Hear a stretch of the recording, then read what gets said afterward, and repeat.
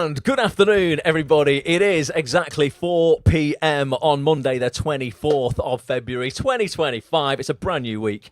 Anything could happen. We are live. Thanks so much for joining. If you don't know who we are, my name's Ross. This is producer Petch down the bottom here, community manager for Act On This. This is high performance coach, Mr. Matt Hall, world record breaking high performance coach, Mr. Matt Hall. Just next to me, I'm just turning my audio off on my laptop here, boys, because stop it. Just stop it. Oh, stop. And I can hear. And has someone else got us? Has someone else got us? Have you got us playing as well, Matt? I had Instagram, but I thought the audio was off. Oh right. I wonder if. That done it? No, I can. No, I can still hear it. I think. Oh, it's on mine. It's on mine. It's not me. All right. It's not me. Mine. Just blaming everybody else. I was like, how can I hear us all? But we're live, folks, and now you know it's live because we have tech issues like that. Thank you so much to everybody. Oh, I can still hear it. I'm live somewhere else as well. I must be live on multiple things here. Yeah, I am on multiple browsers. There you go. Right, I think I've finally calmed down. Welcome, everybody, to today's live stream. If you are tuning in, like I can see acting TV presenter, fashion stylist SA here on screen saying hello, please drop us a comment if you're tuning in on YouTube. If you're watching on any other platform, that's totally cool as well. We will be monitoring the comments on Instagram, on X, on LinkedIn as well. But if you want us to bring your comments up on the screen, or producer Petch can bring the comments up on the screen. Netflix director Isha Sahota is watching over on Instagram. All right, Isha. Shout out to Isha Sahota, legend. But yeah, if you want to get your comments up on the screen, come over to youtube.com/Act On This TV, and we can bring your comments up on the screen. We've got an awesome broadcast today. We're going to be live for about the next hour, talking about something that I sent out to the Act On This TV email list this morning that's had an absolutely mega response. And this was me playing around late last night, early this morning with ChatGPT. It gets a bad rep, AI and ChatGPT. I think it's bloody brilliant. Matt, love it. I do. Love it. If it's used right, yeah. If it's used correctly, how could you not? It's insane. It's incredible, like how much it's going to impact and is impacting us. If used correctly, obviously, that's the key thing. Yeah, you've got to use it for productively, ultimately. But I was in a WhatsApp group last night, right, for business and growing businesses, and I believe every actor is their own business, and we were just chatting about business in general and how business owners can really get in their own way. And we were saying, like, the older people get, sometimes the more limited they get around the way they see the world based on past experience, and some of those will have been negative, so they stop taking risks, they get less curious, they get down on themselves. And I was like, God, actors do this all the time. As kids, we're really curious about stuff. We don't have as much fear. And I was like, it's almost like there's an outside energy. There's like a force somewhere, like an evil force that just seeps into people. I love this is what Ross does with his time off, guys. Gets all excited and geeky about these evil forces. Yeah.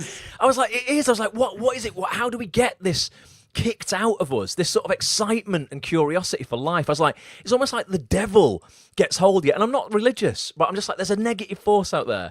So I ended up going to ChatGPT and I asked it a question, and the answer blew my mind. Now, I sent this out to the email list this morning. It's had more reaction than probably any email that I've sent out in the last year. I've had literally hundreds of replies from actors in the Act On This community saying, oh my God, I resonate with this so much. I just think anybody on a human level is going to resonate with this. So I wanted to do a live now with you boys, brought Petch online, and Matt, who is, he does this for a living, he's a high-performance mindset coach, really helps people with their mindset, overcome all these limiting beliefs.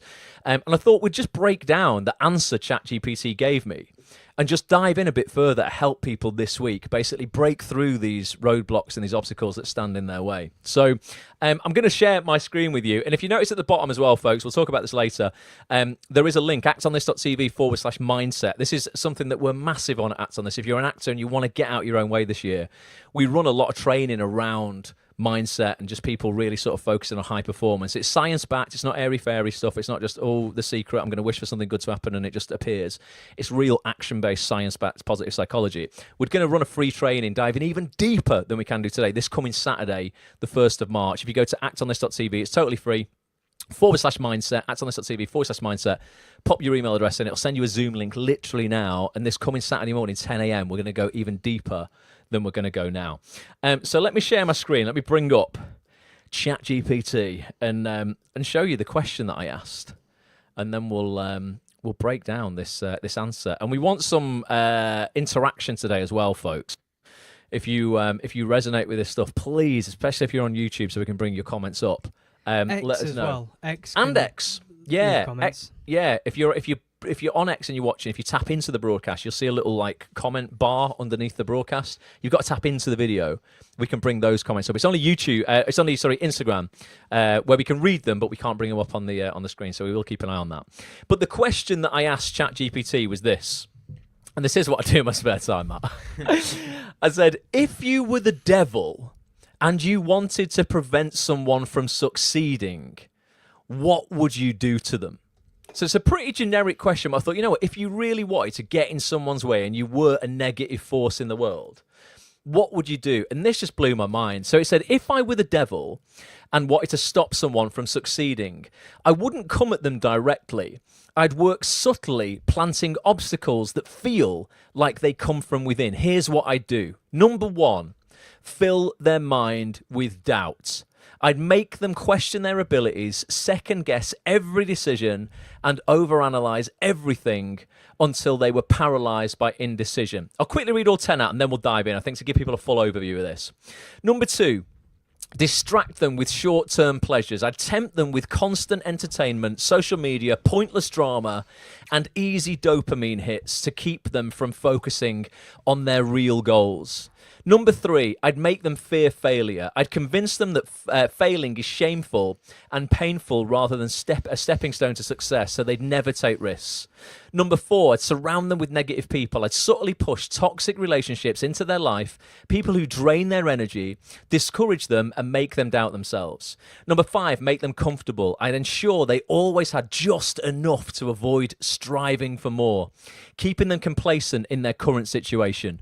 Number five, I'd encourage procrastination. I'd whisper, you can start tomorrow, every single day, until years pass and their dreams remain just that, dreams.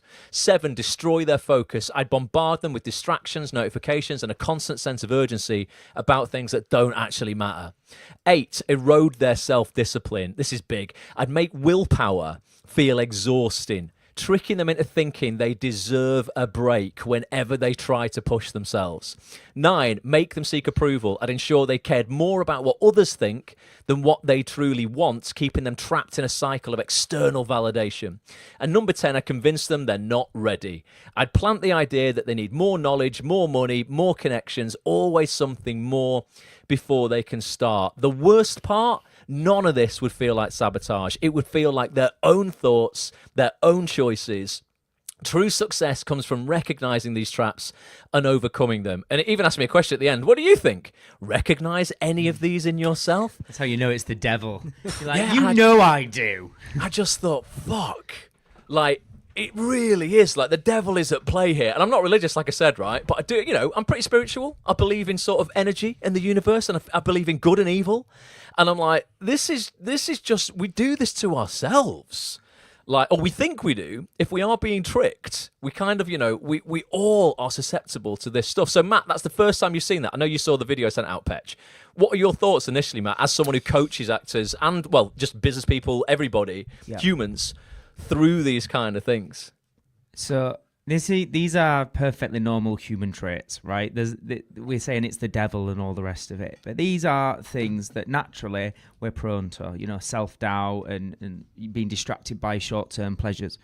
And also, none of it in isolation is necessarily wrong. To doubt things and question things isn't wrong. To have short-term pleasures isn't wrong. It's about the self-awareness. I always say self-development starts with self-awareness. It's about becoming more conscious and aware of your actions, your decisions, your thoughts, your behaviors, your beliefs, your values, all this kind of stuff. And the thing that stands out to me, though, is people often will say to me, what do you think's the main thing that holds people back? Yep. And the common answer I'll give to people is self-doubt. I really think it's one of the biggest things, because as a high-performance mindset coach, but I also do business strategy with people, I can give strategy on how to become more successful as an actor or a business person, or both, because they are one in the same, as we know, is relatively simple. I always say it's simple, it's not easy. but it is simple. And the biggest thing that's going to get in the way of them achieving it is their mindset. And the biggest thing within their mindset that's going to do it is the self-doubt, doubting I'm not good enough, I'm not experienced enough, or I'm too old, or I'm not old enough. All these doubts. Yeah. I think self-doubt is one of the biggest killers of dreams. However, just listening to that, I'm almost revising my answer. I actually think it's comfort is one of the biggest ones. Yeah. When I heard you say that, as you just read it then, make them comfortable, I'd ensure they always had just enough comfort to avoid striving for more, keeping them complacent in their current situation. I had a one-to-one client I was working with last week, and she said, it wasn't one-to-one, it was in a group coaching that I was doing, and she asked me a question. She said, I'm sort of losing sight, and some of you watching this might now might resonate with this. I'm losing sight of what the goal is.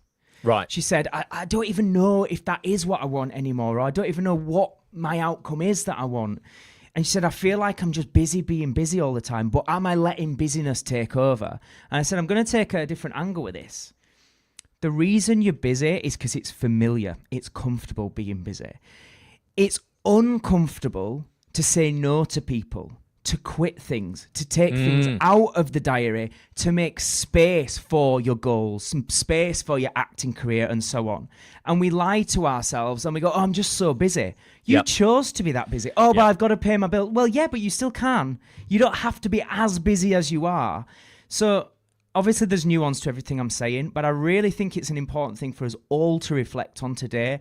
How many of us are keeping ourselves stuck because actually it's comfortable, or it's more comfortable being uncomfortable than it is the discomfort of saying, actually, I need to quit that. I need to stop those short-term pleasures. I need to stop those nights out. I need to say no to that person that asks me to do extra shifts at work, or whatever those things are. It's the discomfort of having difficult conversations and making tough decisions that I believe is one of the biggest things that holds people back. So that's something that stands out straight away. And sometimes those things that you're busy with, because I've experienced this, and let us know your experience of this as well, Petch. Some of those things that you're busy with can be really noble pursuits as well. So, for 5, probably more years, I would do a Facebook Live at 9 p.m. every Monday night, 9 till 10. It probably took me an hour to prep it. So I'd be going, I'd work a full day on Act On This, running this community. 8 o'clock would come around and go, right, I've now got to plan tonight's live. I've got to go live 9 till 10. 10 till 11, I would have to edit that, get it up as a replay, put it out on Spotify and iTunes. I wouldn't get to bed till midnight. It's like a 4-hour thing. Now, in my head, I'm serving people like, no, this serves a purpose. It's probably good, for the business. It's getting the word out there about Act On This. But it got to the point where I was just saying yes to everybody else and no to myself, and I was unable to move forward and innovate because I had no time, and I didn't want to let go of that thing because I was like, no, but that's selfish saying no to that. These people rely on me. And then Petch and I sat down and went, why don't we just go live in an afternoon? Like, when we're both available, so they get double value, get me and Petch, guests like you. People can watch it live on YouTube. They can catch up on the replay. We can still go out on different platforms and stuff.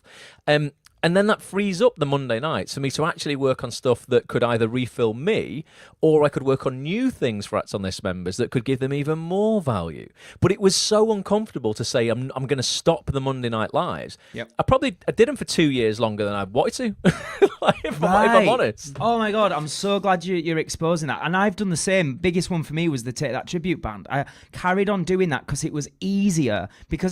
So for those who don't know, I worked for years in a Take That tribute band, but I also run the company that manages us, because it was my business, and there's the team that work there, there's the other lads in the band, there's the fans in the audience that loved us doing. There was all these people I felt I was letting down, so it was easier to just keep doing the gigs. But actually, where I wanted to go in my businesses and the impact, again, coming back to that that I wanted to make, I couldn't do that at my best level when I'm shattered on the weekend, traveling thousands of miles.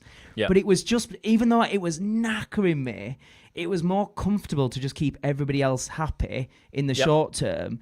So I'm sure there'll be so many of you watching this right now. If you really look yourself in the mirror and be totally honest about what you want and where you want to go, often it'll come down to there's things you're just saying yes to because it's easier to say yes in the short term, and it's more uncomfortable to actually say, no, this doesn't serve my goals. And like you said there, I thought that was a great point you made about for 2 years longer than you wanted to do those lives. You just kept doing it. Because the pain of staying the same was not greater than the pain of change. Right. The pain to change was greater than me going, oh, just do it anyway. Just it's do it fine. anyway. And that's the thing. We say that quite a lot, Patch, don't we? Actors will not change their situation until the pain of staying the same agent getting them no auditions, a lack of any sort of replies from casting directors or any kind of opportunities, until they get truly sick and tired of feeling sick and tired. And the pain is greater than the effort and the pain it's going to take them to change that situation. They won't do anything about it. And we see people staying stagnant, Patch, don't we, for a couple of years. They go to the same acting class they've been at for 4 years, 5 years. I'm like, you're going to get nothing more out of this class. You've done it all, but it's comfortable for you because you're mates with everyone. You've got the pecking order of who's the best in the class. You know where you sit. You're probably quite happy if you're up in the top 5 actors. You're getting rounds of applause every week. It's not until you go, hang on a minute, this is not serving me anymore, where you're gonna, go through the pain of changing and going and putting your stamp on a new class or doing something in a different city or something that is more uncomfortable. You're not going to get there until you're like, I'm actually sick of the situation I'm in. What would you say, Petch? No, I agree. Bringing it back to acting is something that I did a long time ago. Is when I was doing theatre and education, TIE. Yeah, and I was on tour a lot. In fact, I was a full-time actor. I was making my entire living from acting, and that was going up and down the UK, going into schools, first thing in the morning, doing a show, taking it out, going into another school, doing it again, and I did that for a good 2-3 years. Easy money. I say easy. It was hard work. It really was hard work, but I wasn't getting anywhere in my acting career. Yeah, like I wasn't able to audition. I wasn't able to write to casting directors because I knew I'd be on the road. Was it almost what you wanted to do, but it wasn't quite? You had an acting career, but it was almost the right what one. I wanted to do. But that's a narrative, isn't it, Petch, that you can start to convince yourself, well, I'm getting paid to act, so I should be really pleased about this. But it's not really what you wanted to do, right? And then I see people who have been with that company. They were there when I started, and they're still there to this day. And they've just moved themselves up in the company. And it's like, you got into acting for a reason. You didn't get in there to sell shows to other schools. Yeah. So, yeah, people, like you say, it just becomes easier because you know the people that you're working with. You know exactly what you're doing. And, yeah, it's just easier to do that than to actually go, do you know what? I'm going to sit at my desk, I'm going to write emails to casting directors, I'm going to do self-tapes, and I'm going to face that rejection daily. Because getting rejected from acting is a part of our job, isn't it? Do you know what I mean? And you do face that daily. But to go, do you know what, I'm actually going to act for some school kids, then I'm acting, I'm getting paid. Or do I want to go for the goal, which is TV, film, but have to face all that rejection? I love it, yeah. Or do I go for the goal, which is to get rejected numerous times a day, right? Because that's the process. But if we can learn that it's just part of it and embrace it, it's that whole thing of reframing failure. Like the person who's the most successful just failed more times than everyone else. It's that, isn't it? But it's committing to that life that people go, again, coming back to comfort. Oh, no, I don't like the sound of that. I've done it for a few years and I'm sick of it. Do it for a few decades if you're serious about being an actor, and then maybe consider it, right? It's an interesting topic, and we'll remind me before we finish today. Someone called Laura messaged me before talking all about this, and I do want to cover like how long you should be prepared to face the rejection before you go, hang on a minute, like, is this what I should be doing? Is it making me miserable? Is there a different attack here? Is there a different way of framing this? Do I carry on? Do I quit? Oh my God, do I pursue something else? Yeah. So I do want to cover that. But let's just dive back in, for those people who are joining now, let's just dive back into these points, and we'll just take the devil. Let's take each one of these devilish points here, Matt. And I want to know from a coach's perspective, and then obviously just from our anecdotal perspectives, Petch. Yeah.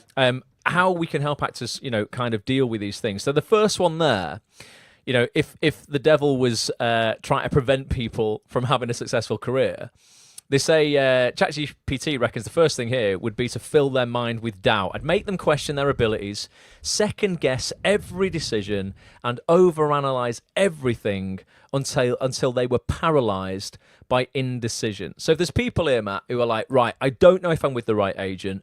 I don't know if my showreel's any good. I don't know if my headshots are any good. I'm overanalyzing everything. I don't know if I'm capable of writing to people in a compelling nature. Analysis paralysis. I'm stuck and I'm actually doing nothing. How can people like get a bit of momentum and control back, do you think, when it comes to getting over their minds that might be full of doubt?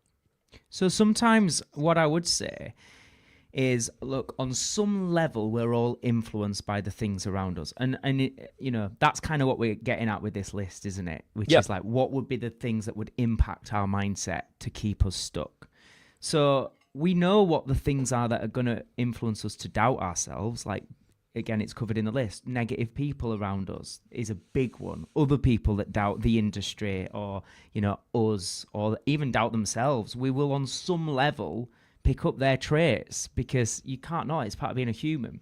So I would look at what's the opposite. Like, what are the things that are going to inspire, that are going to reinforce it is possible, that are going to motivate? And I would fill as much as I can, as often as I can, my time around that. So whether that be positive, uplifting communities like you guys have created with Act On This, whether it be every day doing something for yourself where it gets your body moving and you get the endorphins going, and maybe you listen to a podcast or an audio book, or hearing about other success stories and people that have done it, and just remembering that it's that phrase that we talk about: every master was once a disaster, every winner was once a beginner. It's not enough to rely on current evidence right now of what have I got achieved right now. Isn't enough. There has to be a level of belief in the unknown, right? So if you haven't got that evidence that you've built up yourself yet, look at other people that maybe started with less than you have, or with less talent than you have, that have gone on to do better. So it's just about filling as best as you can, filling up your environment with inspiration and things that motivate, that inspire, and that kind of brainwash you into believing you can. Because if not, you'll be brainwashed into believing you can't. Yeah, and the wider community, the media will very much argue for your limitations for you. You don't want to be doing that yourself. We use that phrase quite a lot, don't we, Petch? Like, a lot of actors want to argue for their own limitations. They'll say, "Oh, I can see how it would work for Chris, but that's not." I don't know who Chris is, but that wouldn't work for me. Because they're more this than me, or more that than me, or they live in a different place, and it's all just this little self-preservation officer in their head trying to keep them safe. One thing that I'd add in terms of like getting over self-doubt is something that we coach in the full Bulletproof Actor program, Matt, and that's the 5-second rule with Mel Robbins, which is like, look, when you get an idea to do something, we know, kind of like biologically speaking, more or less, you've got roughly 5 seconds before your brain will start telling you all of the things that thing you've decided to do could cost you if it doesn't go right.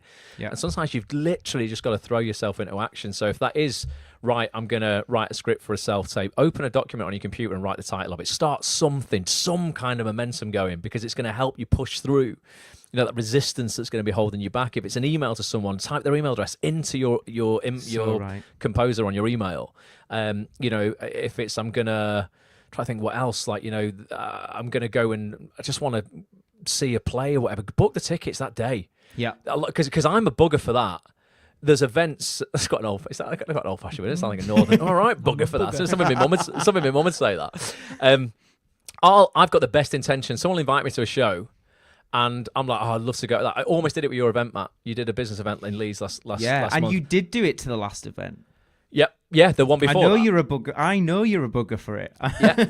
So I am like, I'm definitely someone who needs to book the train tickets or book the hotel or book the tickets for the event the second I get the idea. Otherwise, I will fill my calendar with other things, and I'll convince myself that I don't have time to do it. But this was the other thing that came to mind. It's that you've nailed it. It's so important is learn from action, and don't wait to feel clarity. Don't wait to feel confidence and banish self-doubt by just thinking about it. It really is the biggest antidote, if you like, to self-doubt is action. Is what and I would add to that, which is following on beautifully from what you said there, but just small actions. Repeated regularly, like just regularly do something for your career, regularly do something to push yourself out of your comfort zone, so you're not just staying in a comfort zone like we were referring to a moment ago. But I would actually say that there's probably, I think action is the biggest thing. And when we're in a cycle of overthinking and overwhelm and procrastination, it's because we're just not taking enough action.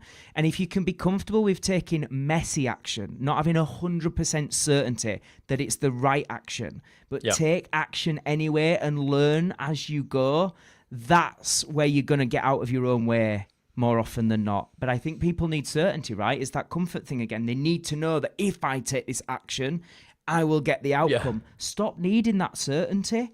Just take action anyway and then adapt, evolve as you go. Embrace variety. Embrace a bit of variety in your life. Embrace the fact that you don't know where this path's going to take you, and it could end up being really exciting. Don't focus on it leading you, down a dead end or something. I've seen you do this this year, Petch. I think you felt you were in a bit of a rut. Maybe you had self-doubt over stuff, and you've got through a lot of that through taking action this year. You started a new acting class you'd never been to before. You started a new gym regime you've never been before. Done before. What else would you say helps either yourself or other actors in our community you see get over self-doubt, mate? Again, like you said, it comes down to just taking action. I went out, and if I didn't have the answers, I went out and sought the answers from certain people. Like I asked you about your workout routine because I know I saw it working for you. And I can't believe it. Honestly, I was impressed by that. So Petch got me to over the phone, tell him workouts for every day of the week. He wrote them down. And I honestly, mate, didn't expect you to like follow them like properly. I thought I'd just give you some ideas. He took his notebook to the gym. He only told me this today. And did the workouts out of his notebook in the gym. Brilliant. That's action, mate. That's wicked. But I took self-doubt there to believe. For me, when you were talking about it, it came up as like self-belief a little bit. And I know I struggled with this before First TV or Fast Track when we launched that I was like, I was out. I told you I was out at that point because, like Matt said earlier on, I didn't have proof of me being able to do it in this industry. And the thing that I always come back to when I'm ever in that kind of situation, because I got into that situation again a bit later on where the jobs that I've got from TV didn't come down the stereotypical route. Like Mickey Jones asked for me specifically for Corrie. Yeah, but that was through networking and showing talent, though. But that's how a lot of jobs happen. But it wasn't I didn't feel like somebody asked me to audition out of the blue and take me for my talent. And same with Rec in a way, because it was me and you rather than just me on my own. So then I got into that self-doubt of maybe it's not me. And the thing that always brings me back is the tabletop analogy that you guys teach on Bulletproof Actor. Like, can I put the legs to that table? Just find some kind of proof in your past. Like if you're an actor, somebody has given you a round of applause at some point. Somebody's come up to you and told you you can do this at some point. And having that belief in me that, I've done it before, maybe on a smaller scale, means I can do it again on a bigger scale. I've just got to keep putting in the action that you guys keep talking about. Yeah, that tabletop's really powerful, folks. That's basically when you start doubting your beliefs rather than believing your doubts. So you might go, right, I'm too old to come into the acting industry. I can't do this anymore, or I've left it too late. And when we start doubting that as a belief, it's no longer a belief, it's an idea. And we go, okay, well, if that idea, you're too late to the party, for it to stand up, let's put 4 concrete, irrefutable legs on it like a table. So we've got the tabletop, that's the idea. Let's attach 4 legs to it to back it up that's completely irrefutable. So the idea of like, you're too old, and like, right, has anybody your age ever had success in the acting industry? So because 100% of the time the answer is going to be yeah. We know actors that have had success, well, not personally know them, but Petch has told us about actors in Marvel films that have been 102 104. I'm like, right, so you can't have no one else over my age has ever made it in the acting industry. So you're 105 maybe. yeah if you're 100, that's true. If you are watching this and you're 105, we'll give you that, because maybe you might have left it a tad too late. But even then, we will do our best. Do you want to get an Act On This membership? And we will try.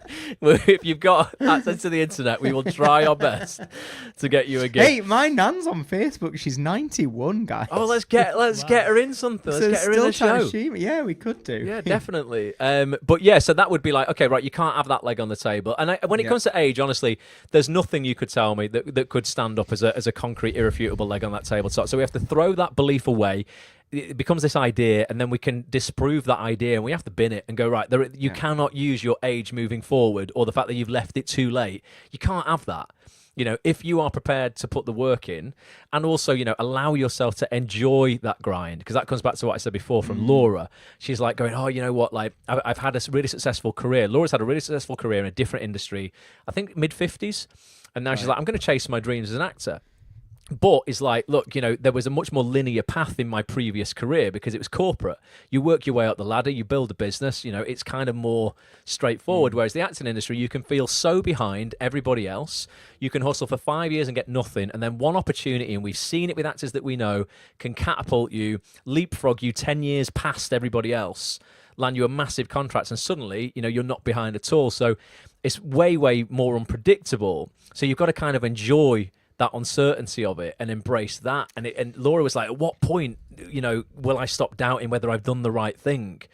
You know, or should I just like stop this altogether? And for me, that's a really difficult question to answer. But all I can say is I felt that myself. I even, you know, started doubting myself last year because the industry was so much quieter. I was finding work in other parts of the industry, but not traditionally the way that I'd got 5 TV jobs the year before. And then I was like, God, is this ever going to come back? And then this year already, 3 self-tapes, and I've booked one of the jobs. So, you know, it has come back. And then that makes me go, oh, I shouldn't have worried about it. But tell me that in the moment, it's harder to believe without the evidence. Yeah. Okay, there's loads I want to say, because you're just like triggering off loads of ideas that I think would be useful for people. So let me just start with the Laura thing of should I quit or should I keep going? Because I'm sure this is something that will crop up for many people in this industry regularly, right? It definitely does. So I'm going to refer to the, I don't know if he calls it the quitting method or whatever, in Happy Sexy Millionaire, which is the first book by Stephen Bartlett. Those of you familiar with Stephen Bartlett from The Diary of a CEO. He speaks about the sort of method that he uses when he's in that position. Because he says, I think I'm a brilliant quitter because knowing when to quit is a skill, it's a talent. Yep. And it's basically words to the effect of, you start with, am I thinking of quitting? If the answer is yes, you continue. If no, then obviously there's no need to keep going. So if the answer is yes, I'm considering it, I'm not sure. He then basically says you've got 2 things. One is, am I thinking of quitting because it's difficult? It's hard right now. Right? And if the answer's yes, it's difficult, then the next thing that you ask is, would the potential reward be worth that difficult pursuit? If I can achieve the reward, is it worth it? If the answer's no, even if I got the reward, it's not worth it, then yeah, quit. What's the point in slogging away at something that even if you were successful, wouldn't be worth it? But if the answer's yes, I think it's something like the next question is, well, then you don't quit, but then there's like the other side to the diagram. It's like a diagram in the book. I think you can probably get it on Google if people just want to check it out just for this one diagram. It's just a little framework. He calls it a framework, a quitting framework. Yeah. But then on the other side, so that's just if it sucks. That's if it's difficult. And then the other side is, I think, is it worth it? Is it worth the pursuit? And if the answer's no, it's not worth it, you quit. It's something like that. Check it out. It's really simple, but it's really useful when you're having that sort of dilemma in your mind. I think we saw it at the event that you took me to. Let me just see. Are you Googling it, Patch? It's like being on Joe Rogan. This, you get old people bringing stuff I'm up on Googling Google. something else at the moment. Oh, he's adding up. Lectures ejected. No. This is, I wanted to go back to Matt's point of being 105 and it's too late. Oh, right. Jean Calment, in her last ever film, was 114 years old. Oh, my goodness. And that can be verified by the Guinness World Records. There you go. Wow. By the way, I just came straight to the page. It was meant to be. That's the quitting framework. I've got it here, mate. I'm going to bring it up on screen so people can see it. That's it. It's between, is it just hard or is it that it sucks? That's right. There's your options. Is the acting industry just hard, or does the acting industry just suck? Is it just a crappy industry? Yeah. Are you thinking about quitting? Yes. Why are you thinking about quitting? It's just hard. Is the challenge worth the potential reward? Yes. Don't quit. No. Quit. I'm thinking of quitting. Why are you thinking of quitting? It sucks. Do you believe you could make it not suck? No, quit. Yes, is the effort it would take to make it not suck worth it? Yes, don't quit. So yeah, I mean, I think the potential rewards in this industry are incredible. You know, that they for me have always outweighed the hard work. Yeah. At times where it sucks, because parts of the industry definitely do suck, is, you know, could you make it not suck? Well, yeah. You know, and that for me more and more now is thinking about creating my own stuff. I feel I'm at the point where I've got enough knowledge and enough people around me, you know, to call on to collaborate with, where I could go, yeah, I could make this suck far less by taking more control and just producing stuff that's going to be fun for me. And then I still got the stuff working in the background, the opportunities, the traditional routes can come down. I can still work in other people's shows, but the older that I get, the more, I think it's maybe just an experience thing as well, the more capable I feel to go, you know what, let's try. It's a craving actually for variety. You know, because there, as euphoric as it is when you get the call to say you've booked a job in someone else's show, you are still in someone else's show.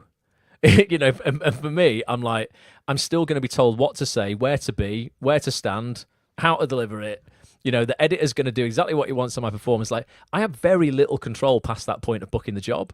Obviously, I can do my best to perform as best as I possibly can, but I geek out on going, well, hang on, how would I make it? You know, what would I do if I was sat in the edit with an editor? They can still edit it, but with my ideas there or my material, you know, how would I direct a set? I'm getting more and more kind of curious about that, but I think that is interesting. It's just a nice little framework. Yeah, and it is to take yourself through. You know? It is hard, of course it is, but is the challenge worth the potential reward? Well, the potential rewards in this industry are absolutely phenomenal. So in most cases, it probably is, but there's going to be very much nuance between everybody. Yeah, and it's a personal answer, isn't it? But that's why it's a framework that anybody can use. So I wanted to just share that. And just one other thing, just coming back to what Petch was referencing with this first point about, you know, self-doubt, and you spoke there about self-belief. And I think if we look at those ideas of self-doubt, self-belief, but if we speak about self-esteem, self-worth, self-love, self-confidence, all these things, just something I wanted to offer for everybody to consider is that none of them are things we're born with, and none of them are things we get to keep. We're not born with self-confidence, right? Nope. And self-esteem. We're not born with any of it. It's not a character trait. All those things, self-worth, self-confidence, and so on, are things we earn. I really want people to think about this afternoon. These are things we earn and we don't get to keep. And how we earn them is, there's a phrase that we share on Bulletproof Actor, which is focus on output, not outcome. Yeah. How we earn self-belief, self-confidence, self-esteem is, what are you doing when nobody else is watching, right? So when we talk about the acting industry, you might not be getting yeses, you might not be getting replies, you might not be getting people saying, well done, great show tonight. But what are you doing to self-validate, irrespective? Do you know you've given your best? Do you know you've put in that extra hour going through scene study or learning your lines or researching the role? When you know you're doing your best and you're putting in the yards repeatedly, week after week, that's what builds up your internal validation versus needing external validation. And it's that builds genuine, real internal confidence and self-belief, and not the fake it till you make it nonsense. It's the real rooted self-belief that comes from that. So just something for people to reflect on is, you can control that. You know, I think the industry is very weighted towards external validation. We as actors feel amazing when we get the recall, or when we get the audition, and then we get the recall and go, oh my God, I got a recall, I'm amazing. Then you get the part, oh my God, I got the part, I'm amazing. Then it's opening night and the audience cheer, oh my God, I'm amazing. Or you're in rehearsals and the director says, you did very good today. Oh my God, I'm amazing. We're constantly basing our self-confidence, self-worth, self-esteem on what other people are telling us.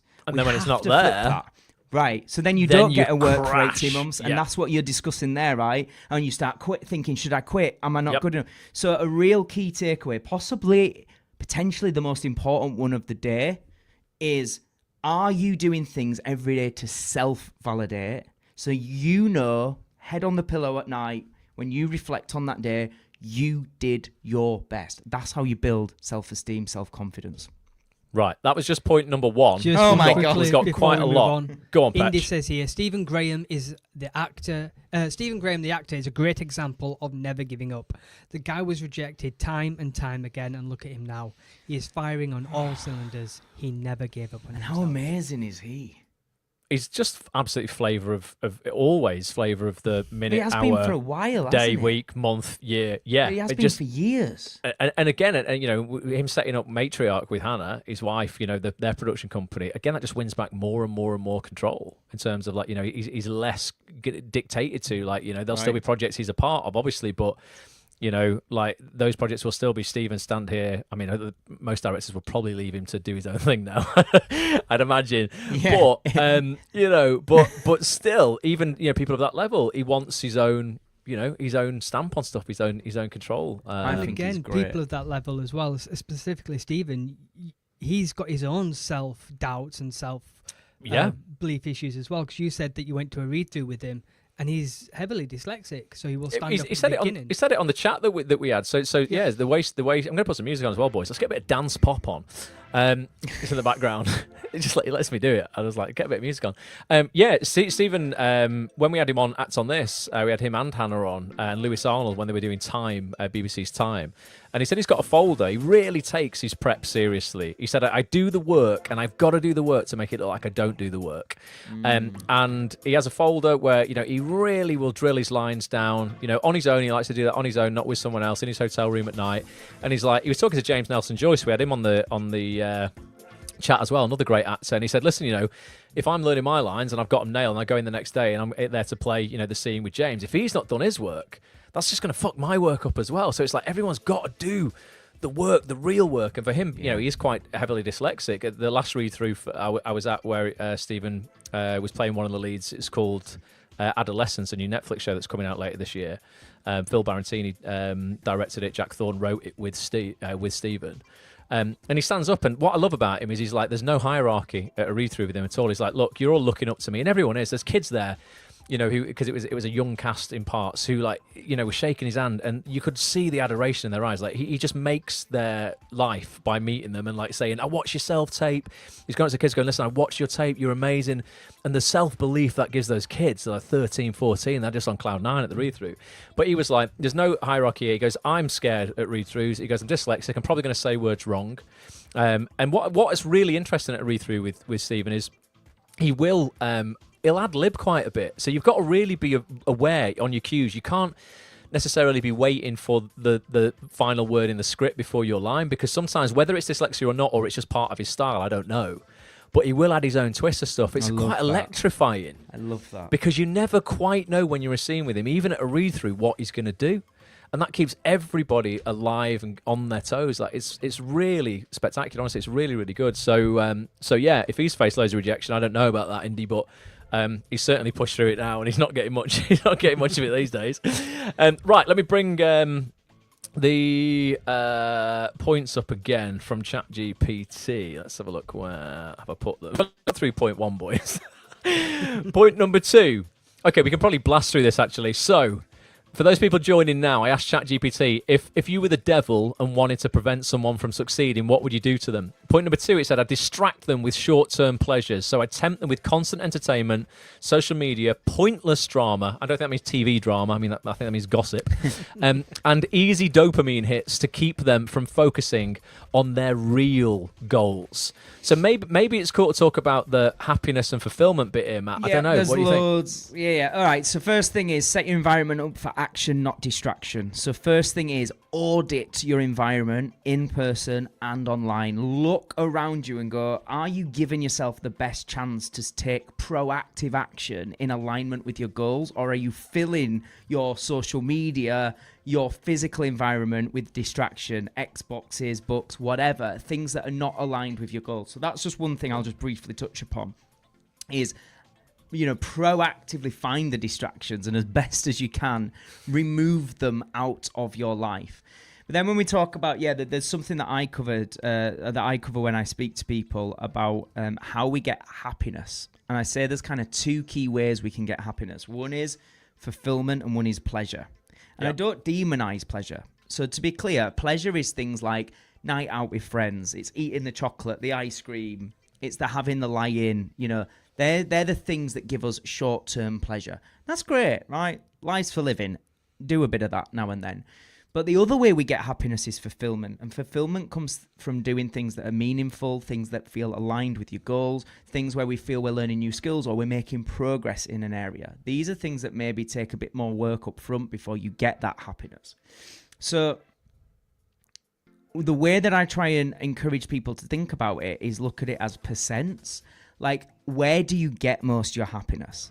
And this can be quite shocking for people to reflect on, because they'll often say, well, 80% of my happiness comes from pleasure. It comes from I get home after a long day of work and I stick on the TV and I have some chocolate, or I have a biscuit, or I have wine or ice, whatever. And that makes me happy.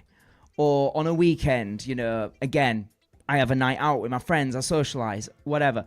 And they think about 80% of my happiness comes from pleasures rather than fulfillment. And what I encourage people to do, it's not an exact science, but if you can try and weight it the other way, where 80% of how you get happiness comes from fulfillment, and maybe just 15-20% is those pleasures, that's where I think you're going to be in a much better position and you're more likely to achieve your goals. And what I would add to that is something that we advocate is time blocking.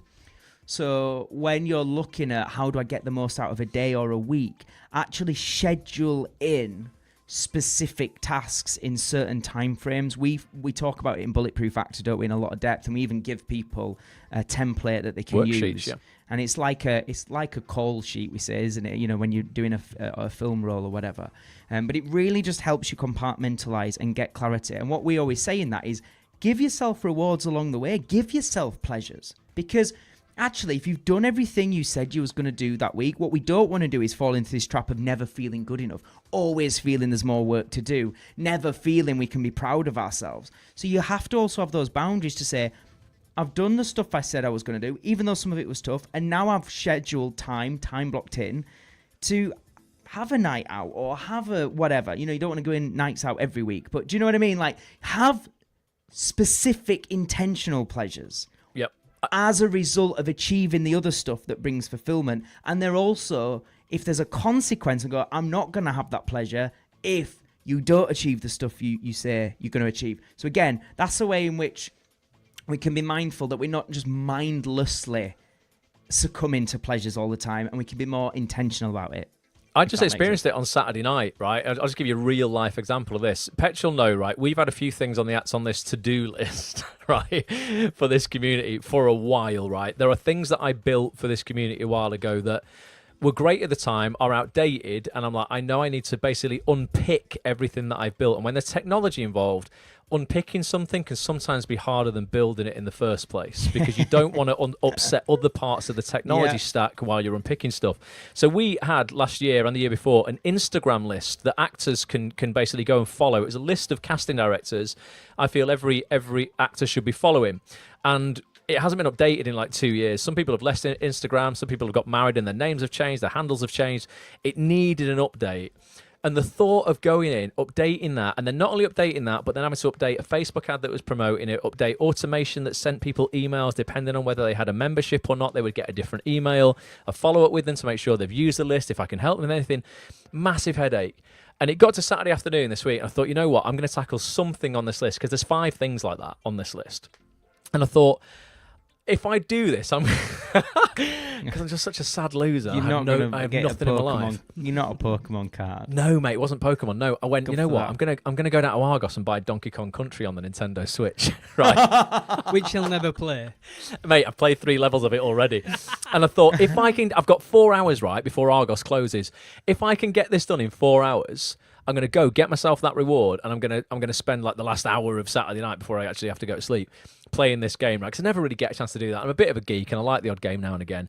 And I cannot tell you the happiness through, like the real fulfillment through actually getting that task done, and also just how it was almost like I could breathe a bit easier. You just feel, it's like when you clean your flat or your house from top to bottom, you go, oh God, right.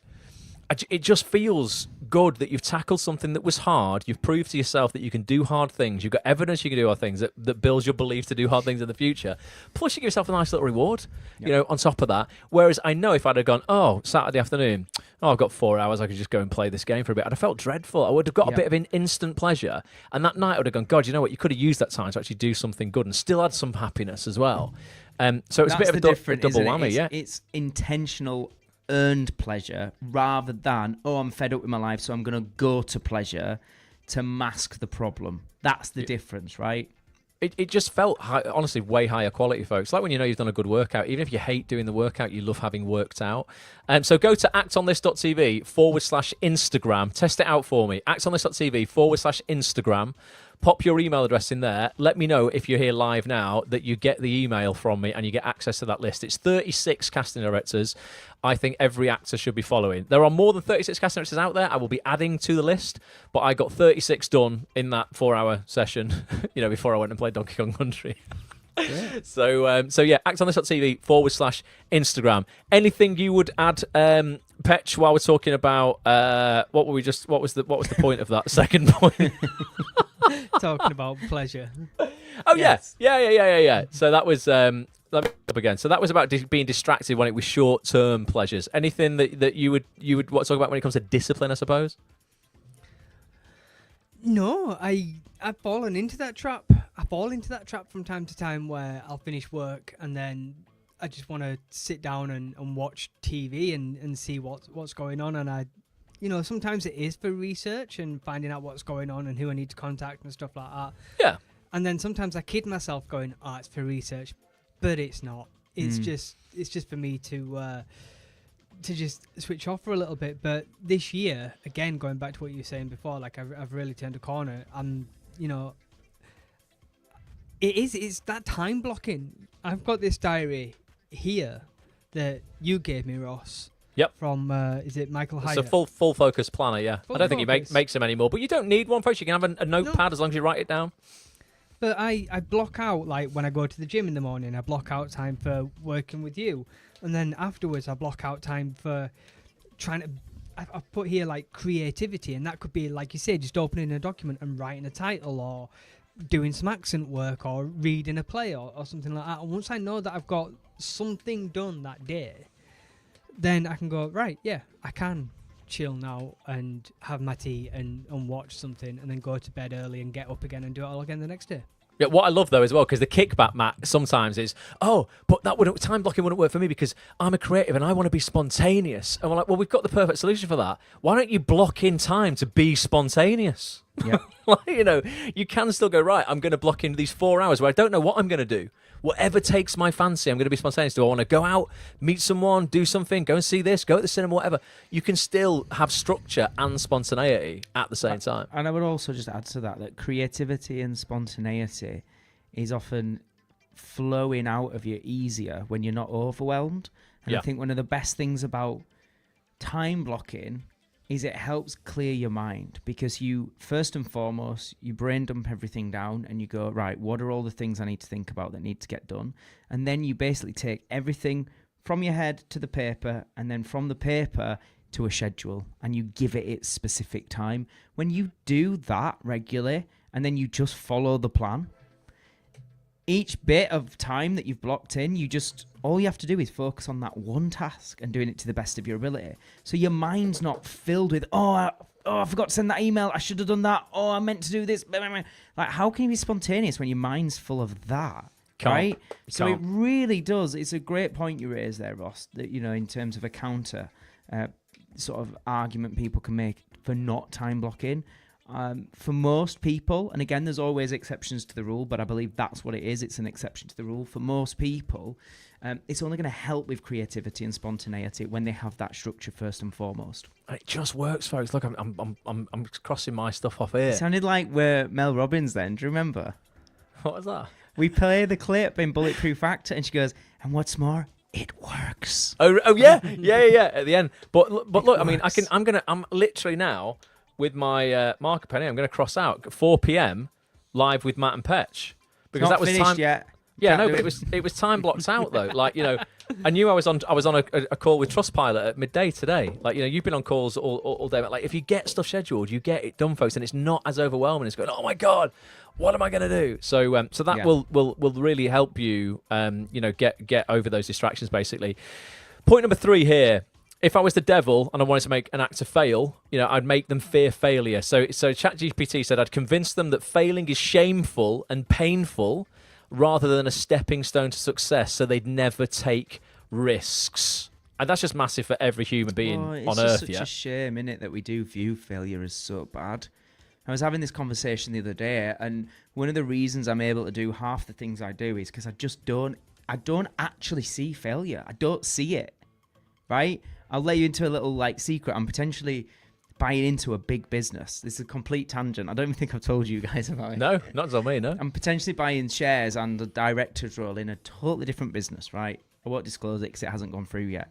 And I'm speaking it through with my dad, and he's saying, alongside being a mindset coach, I'm also known as being a business coach and so on. Now you're going into OnlyFans. And he was like, now I'm going into and he just said, it was making me aware of the risks.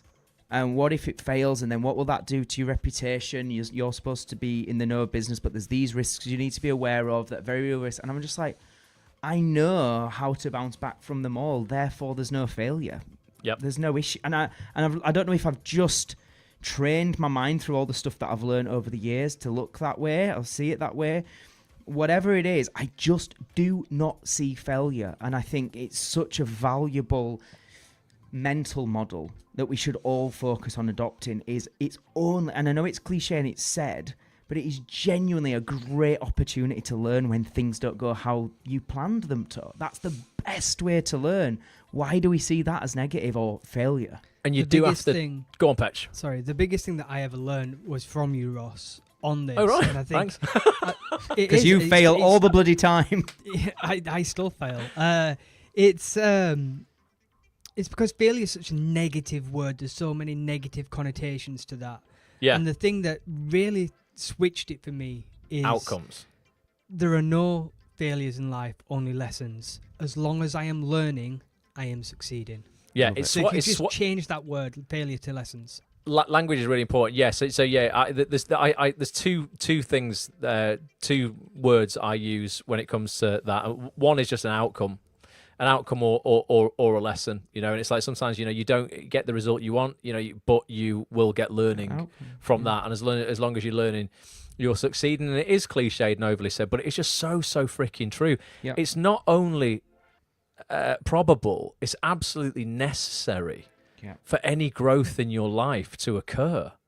Because you just any kind of skill that you've developed, as whether it's an actor or just as a human being, learning to walk. Yeah, you've over hundreds of times, or I mean, I don't drive because of my eyes, but people who learned to drive, I'm sure you weren't great when you first got in a car, or learning to read, it's sort of, anything like that, you're going to fail. You're going to get up and say the wrong word when you're in school and you try to read something.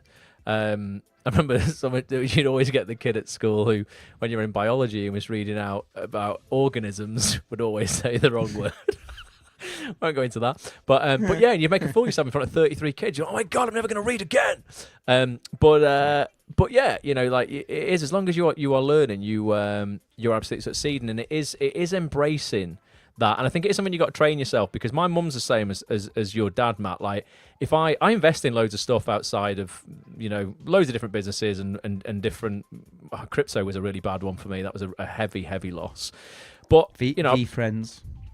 Honestly, well, I'll be totally transparent about it. Yeah, I lost around about £30,000 on a crypto investment, and my mum is like, for her, because she's old school, she's like, I wouldn't be able to deal with that. I can't say that. Oh my God. She does sound a bit like that, but not quite like that. Whereas me, I'm certainly not flippant with money. And I respect it, because I've spent so much of my life learning how to earn money in this industry, out of this industry, investments, all this sort of stuff. But for me, I'm like, I don't view that £30,000 loss as a failure. I'm like, I've really learned there, maybe to sort of hold back a little bit on brand new technology. I got overindulgent because I was like, this is almost like a once in a lifetime opportunity where I can be first to market in something that's going to change the way the world transacts. And I still believe blockchain technology will completely change the way we transact as a society. People will be buying houses, cars, all kinds of things on the blockchain. We will end up with digital currency. Whether that's a good thing or not, I don't know. I think the government want a lot of control. Won't say that on YouTube, probably get banned.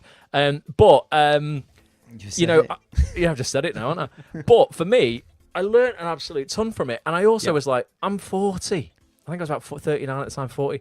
I've got my life to live over again and to earn that money back. And luckily, we're in an industry, voiceover and acting, one voiceover job can pay you that. If you really work at your craft, folks, there's literally hundreds of thousands of pounds on the table for decent, national and international voiceover campaigns. Again, you've really got to take it seriously, though. So I was like, look, I can earn that back. Whereas my mum, old school, not trained herself to look at the world like that. There are some people who will fight harder to hold on to a fiver if they were getting mugged than they would to go have it. I'm going to go and make a tenner. Yeah, it's fine. So sometimes you've got to go, hang on a minute. I'm wasting energy holding on to what I have, where if I just put that energy into learning new skills, I could go and earn more than this. And I wouldn't mind investing what I have to earn more in the future. And I've got to take a risk because, nothing's guaranteed. But it's very much got to be a conscious thing in your head to go, right, I need to embrace risk more. Not, it's calculated risk. It's not recklessness. I wouldn't, dangle my legs off the side of a building risk. It's not that. It's not that sort of stuff. I'm not going to go. What do they call it? What's freed running called? What do they call it? That parkour. Thing. That's parkour. It. I'm not going to go parkour on you. I'm visually impaired. It'd be an absolute disaster. But here's Ross. He's about to. Oh no, he's gone. Ross. Oh, he's gone, man. Come back, Ross. Too much risk. Yeah, too much risk. I'm not going to do that. But I am okay with losses, because I don't really view them as such. I'm like, look, there's an abundance of work out there, of money out there, opportunity out there. I'll just go and find more. I think there's a real one on that, just to tie that up and move on, Ross. But I think there's a phrase some of you may have heard, which is success leaves clues. I think there's a real clue in that. When you look at some of the most successful actors or entrepreneurs or whatever, they usually were comfortable taking risks and they were comfortable failing. So if you're not, it's something to really address and lean into, I would say. I think it comes down to accountability as well. I was okay with losing that money because I felt that it was entirely my decision. No one forced me into doing it. Everyone was actually advising me not to.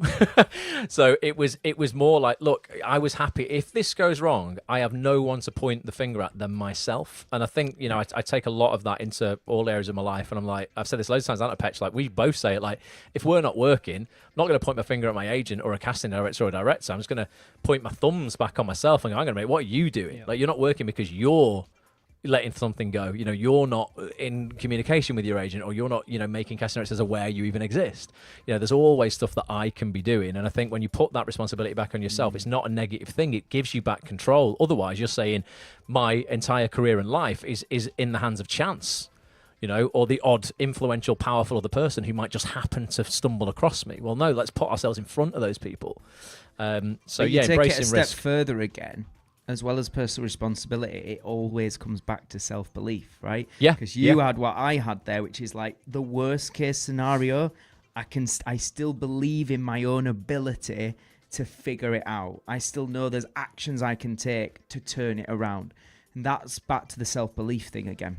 Yeah. And that comes again from past evidence. Look at a time where something's happened that had you been told it was going to happen the day before, you'd have gone, I can't cope with that. I'll never be able to cope with that. I've lost my dad. Petch, you've lost your mum and your dad. You'd have gone, I know you've lost your auntie, Matt, and death's one of these things where, if the day before you lose someone so precious to you, someone said they're going to die tomorrow, you go, whoa, no, can't cope with that. And then there's nothing you can do about it when that situation arises. You have to cope with it. And the blessing that you come out with, as tragic as it is that you go, well, hang on a minute, like if I can cope with that and come out okay, I can go into any situation knowing that no matter what happens in the audition room, or career-wise, I'm going to be able to cope with that because I've overcome far worse kind of in the past. So actually, in alignment with Susan Jeffers' book, Feel the Fear and Do It Anyway, you can go into any situation not having total control over it, knowing that whatever happens, you're going to be all right. So therefore, risk should be easier to embrace because, life's probably punched us in the face far harder in our personal lives than it has, professionally, what's losing a bit of money compared to losing somebody? It's nothing, is it? So it's sort of embracing your own resilience, I guess, and going, look, I'm all right. I made a tough stuff. I will get through it. So the next point, number 4, on it, number 4. It's 5:05. Right. Let us know let us know when you've Should got to go, Matt. Should we go to 5 and then do a part 2? Yeah, we could do. Yeah, why don't we? Yeah, should we look at? Well, let's see. So surround. So the devil, to screw an actor up or a human being up from success, would surround them with negative people. So ChatGPT says I'd subtly push toxic relationships into their life. So that's people who drain their energy, discourage them, and make them doubt themselves. Yeah, let's go to 5, Petch, and we'll do another 5. Should we do it? Are you free on Wednesday, Matt? I like that idea. Yeah, we'll find some time. Let's do it. Right, we'll do number 6 to 10 on Wednesday, but let's do 4 and 5 properly then. So yeah, surround them with negative people. So there'll be people watching this, Matt, and they're like, right, well, I can't get away from negative people because my mum and dad are negative, my partner's negative, my brother's negative. What can I do then? Or my mates are negative, and I'm the person who looks after everybody, so I can't ditch them. If people are struggling because they're being brought down by battery drainers in their life, what can they do about that, mate? Well, first thing is you have my empathy, because it's really tough. Like, that is challenging. And it's not just, you hear a lot of people might have heard like the Tony Robbins phrases like burn the boats, and this whole thing of like people say online, just cut out negative people. Yeah, it's really hard. I don't necessarily condone that. I think there is circumstances where that is the only way, is to say, I've got to get away from you. This is not healthy. This is not okay. But generally speaking, a lot of us, we love our families. It's just sometimes certain members just might have certain attitudes that are quite negative, and it's not easy to be around. So I would always say, just be mindful. I think it always comes back to self. What can I control? So the thing is, work on your own well-being, work on your own mindset. Secondly, get around the people that do inspire you and that do motivate you, support you, hold you accountable, show you other ways of being. And as best as you can, as often as you can, get around those communities, those people, those coaches and so on that help you with that. And again, it doesn't all have to be paid stuff. There's loads of, even just watching YouTubes and listening to books and listening to podcasts on this kind of stuff can really help inspire you and keep you motivated. So I think it's number 1, work on your own well-being and yourself. Number 2, surround yourself with more positive people and people aligned with your goals and the approach. And then number 3 is, when you're with those loved ones that maybe don't align, well, if you're doing 1 and 2, then what you'll find is you don't need their approval as much, or you don't need to get anything from them, right? So what you can do is, in those scenarios when you are around those people that you love that are maybe a little bit more pessimistic, just go to serve them.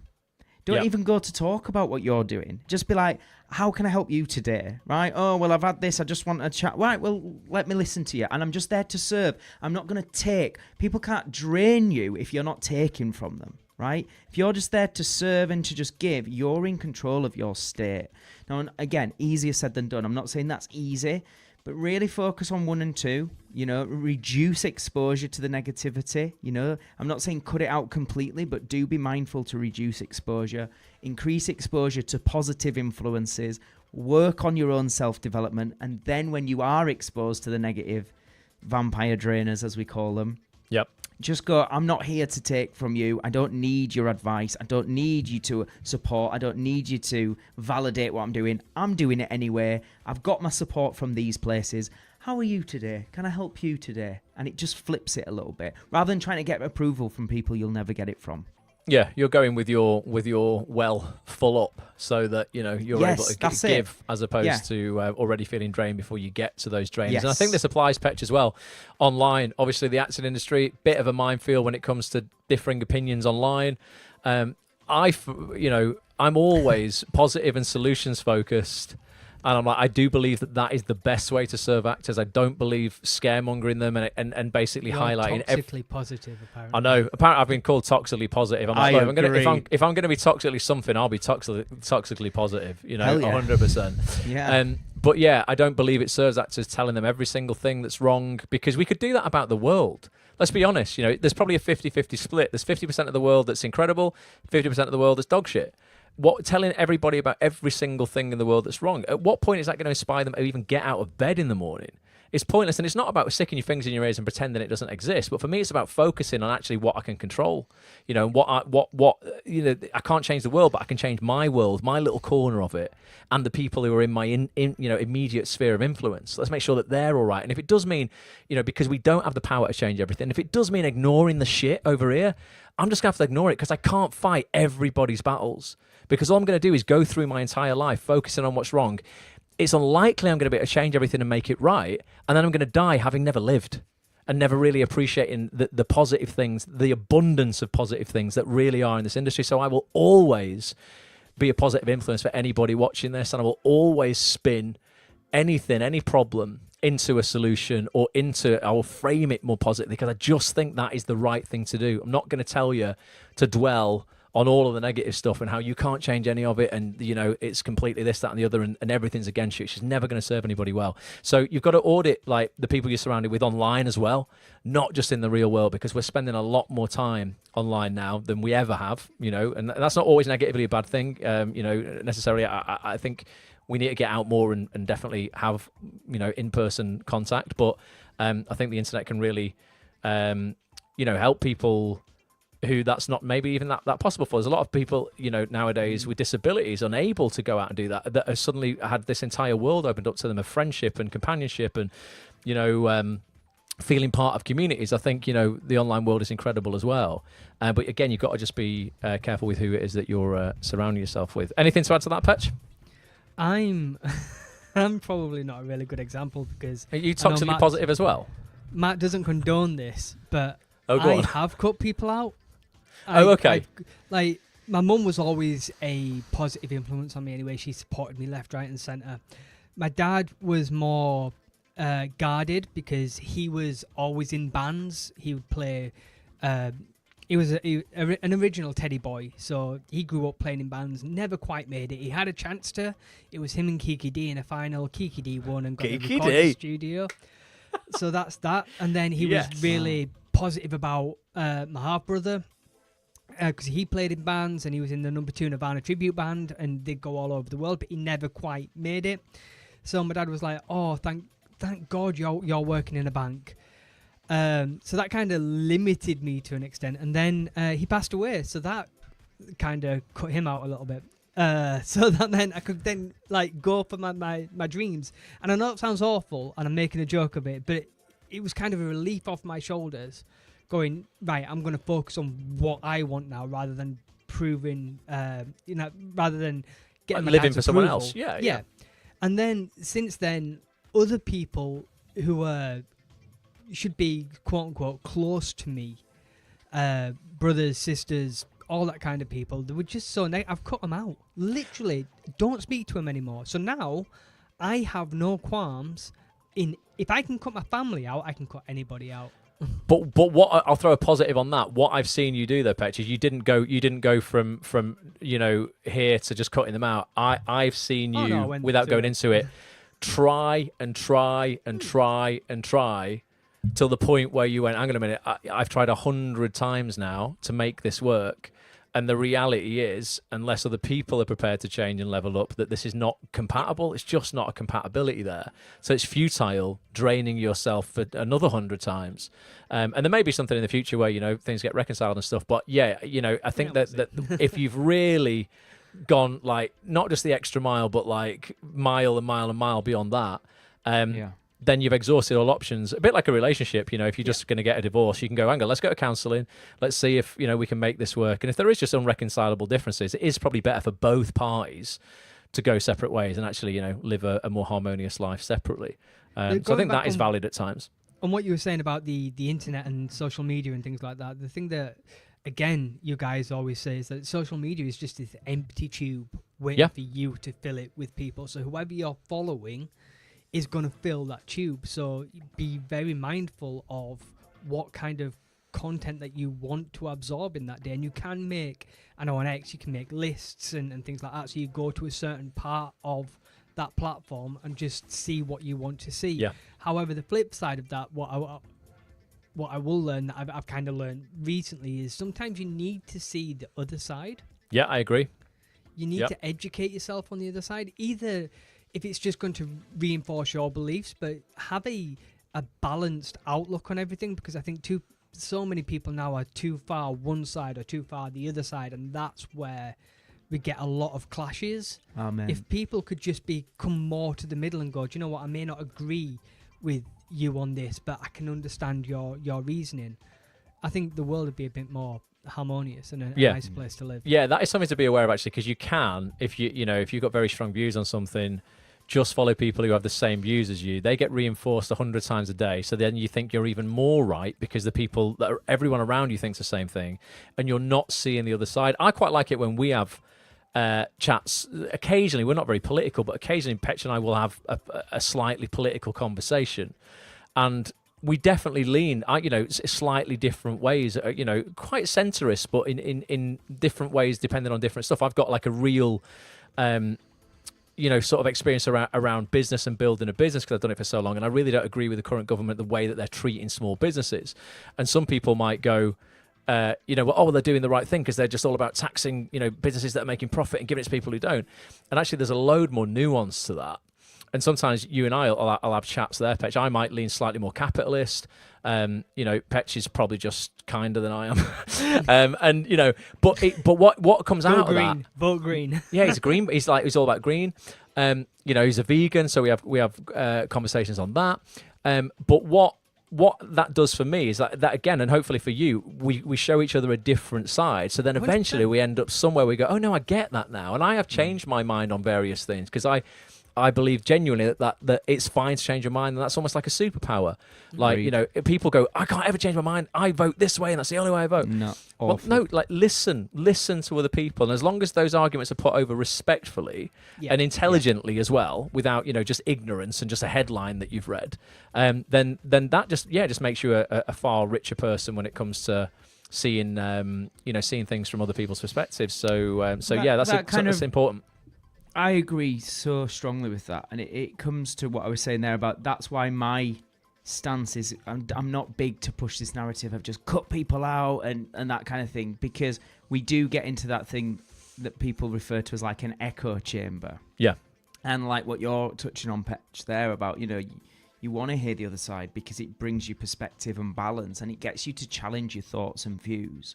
And I think that's really important. So that's why, coming back to my original answer on this particular point about like work on your own well-being, surround yourself with other people that support that. And then when you've got that filled up, you're in a more balanced, good place to then listen to the other side or to other people that you don't need to agree with you or validate. You can just serve them better. And I think as a human race, almost, we're just doing better when we have that approach. Oh, I just want to bring a comment up, and then we'll get onto the last point we're going to discuss today. But Liz, bring it up as well. Liz's comment, because I freaking love this. This is something that I've listened to Mel talk about. Again, we're shouting out Mel Robbins today, but this is brilliant. So Mel Robbins has this "let them" theory, basically, and so I'll read this. It says, Liz says, "Let them" is a good one to follow. I think that's Mel Robbins. It is Liz. Stop negative people making you negative. Let them be negative, but let me be positive. Works on all aspects of people interaction. So what Mel says there basically is that there's almost kind of like a serenity within surrendering sometimes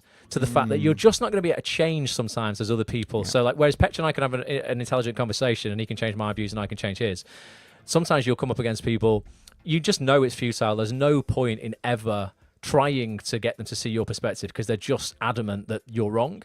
And there's just this, just let them. And it's almost kind of like, just let them do that, and then let me, and then obviously you can focus on whatever you want to focus on. But there's like a calm serenity in that surrender of going, it's okay. It's absolutely fine. Just let them be. Let them do that thing. Even when it comes out of people like, potentially treating you really badly, if you can rise above it genuinely, just let them.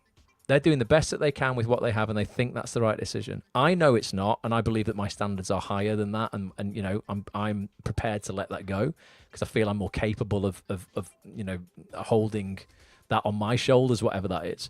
Just let them, and then I'll just crack on here and just let me do my thing. That can be really, really powerful, Liz. So I'm glad you brought that up. But yeah, she's got a book. Mel Robbins got a book, I think, on that let them theory. Google it. New book, and just a slight tangent, but I think it's important. because there's a controversy about that. And I think if we're going to shout out Mel Robbins, I should also shout out the controversy. Oh, I don't know it. Tell us. Yeah, I know nothing. Apparently, it's not Mel Robbins' theory at all. Mel. Is it John Lennon? No, I think his was more about, what was it? Let it Imagine be. or something? Let it be. Let it be. Let it be, of course. Apparently there was somebody who wrote a poem and it went viral on TikTok about let them. If they do this, let them. It was that kind of thing. And she stole the idea and never credits them in the book. Apparently, allegedly. You're going to say, don't say that on my stream. That's allegedly, Mel. And we're very small time. Do not sue us. Okay. That's allegedly. But if you look into it, apparently there's a lot behind it that it's very much allegedly. Whoever's theory it is, it's a wonderful theory. And still, I would recommend you read that poem. And I think Mel's podcast on this and her book, I think her and her daughter wrote the book, regardless of who deserved the credit or whatever, just to serve everyone here, it is worth you reading. Because it is... Have you read the book? No, I've just listened to a lot of Mel's podcasts where she does like real in-depth... she did an interview, I think, with her daughter all about it. Nice. And there was just something really... I will use that word again, quite serene just in listening to it. I was walking through the park and just listening to it. And sometimes you can hold on to things if people have wronged you in the past, or you can analyse things and go, oh, if I hadn't done this, maybe that wouldn't happen. But, they're this, that and the other. And it's just sort of like, just let it all go. Just let it go. There's a great book called Letting Go as well. Now you're singing Frozen. I mean, all the songs. Let it go. Oh, yeah, isn't it? Yeah. But it is. It's just about surrendering. Ross, it comes back to when you're focused on what you can control, it makes that easier to do.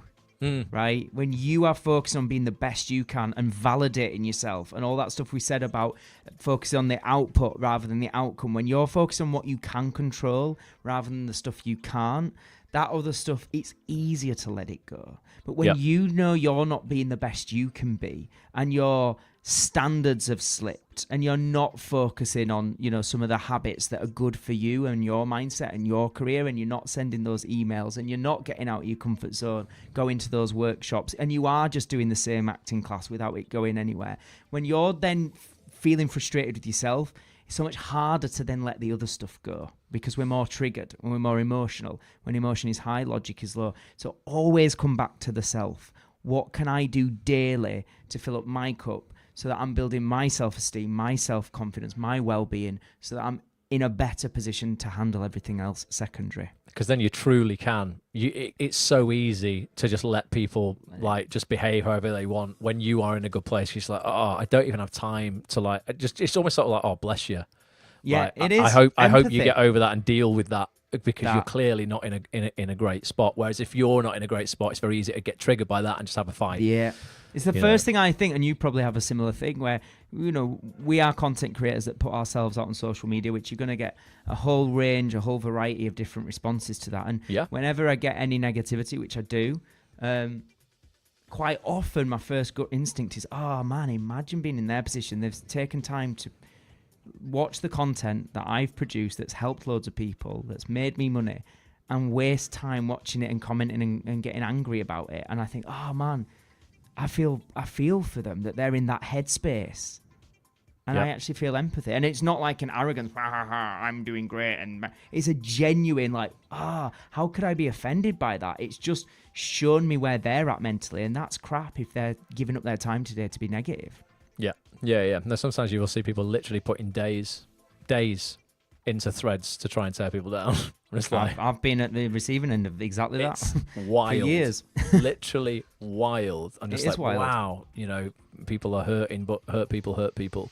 Last point we will take from ChatGPT today was point number 5. So for people just catching up now, I asked ChatGPT, if you were the devil and you wanted to prevent someone from succeeding, what would you do to them? Point number 5 was, I would make them comfortable. I'd ensure they'd always had just enough comfort to avoid striving for more, keeping them complacent in their current situation.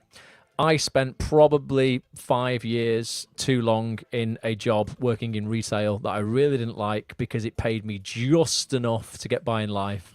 It was certain, and somehow I convinced myself that all actors had to do a shit job in order to support their career without realising, hang on, it doesn't have to be this way. But it took years and years and years to realise it. And that was me. Starving artist. Yeah, mate, absolutely. That trope of kind of like, oh, this is what all actors have to do. Everyone has to have a shit job, and that's just not true at all. But also, it was kind of, I was in a hole, but it was bizarre, like how protective I would be of that hole. It's like, yeah, I'm in this shithole, but it's my shithole. Get back! Don't try and drag me out of it, because maybe I was just afraid of the unknown. You know, I was quite young. I was in my mid-20s at that point.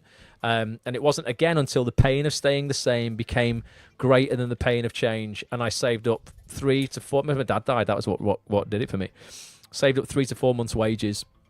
Didn't go out. I just saved, and I went and I left. I said I'm out, and I gave myself like 4 months or so to just focus on my voiceover career, push that, try and get a voiceover agent. Reach out to everyone I could in the acting industry, try and get experience. I ended up working in casting for a bit, ended up getting a voice reel, got took on by a voiceover agency, and then suddenly, like within 6 months, everything had changed. And all I thought, boys, was, fuck, why did I not do this 5 years ago?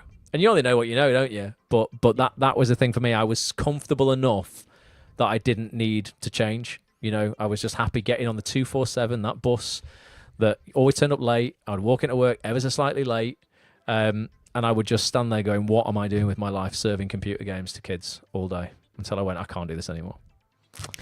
There's a phrase, nothing grows in your comfort zone. And I run a challenge a couple of times a year, and I get people, or I encourage them to do something that gets them uncomfortable.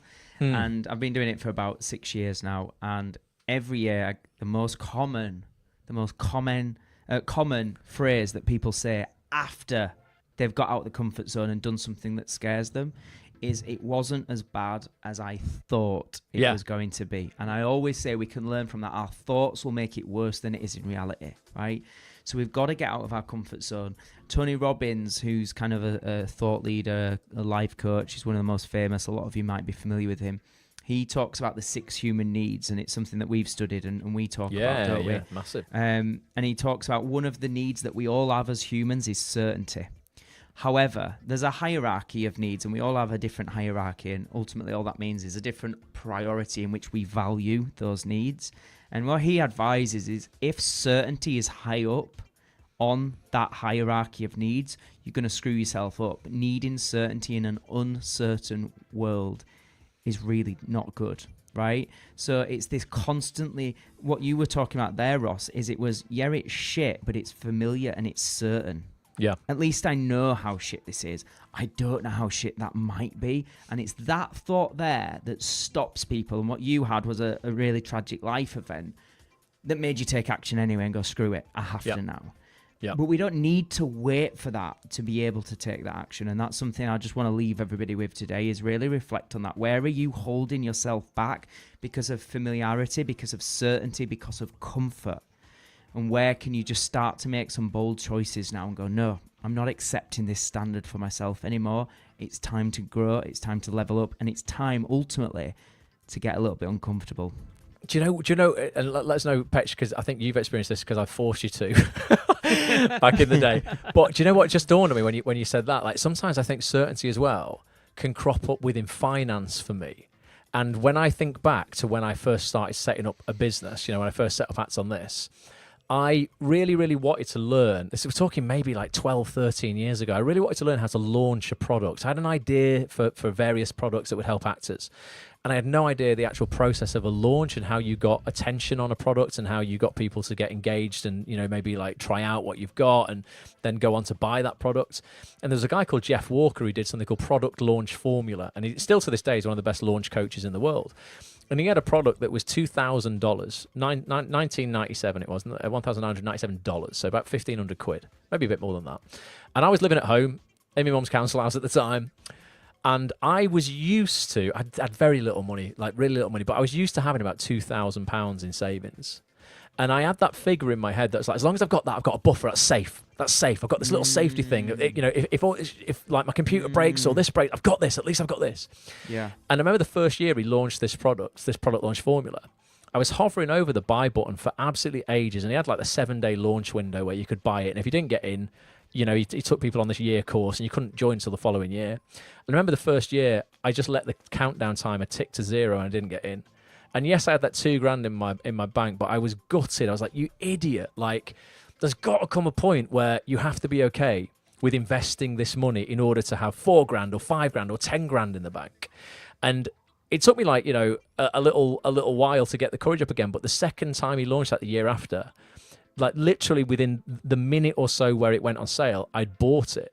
But I think what was holding me, and then I ended up on that first launch, I made £16,000. So I no longer had $2,000 in the bank. After costs and expenses, I probably had 10.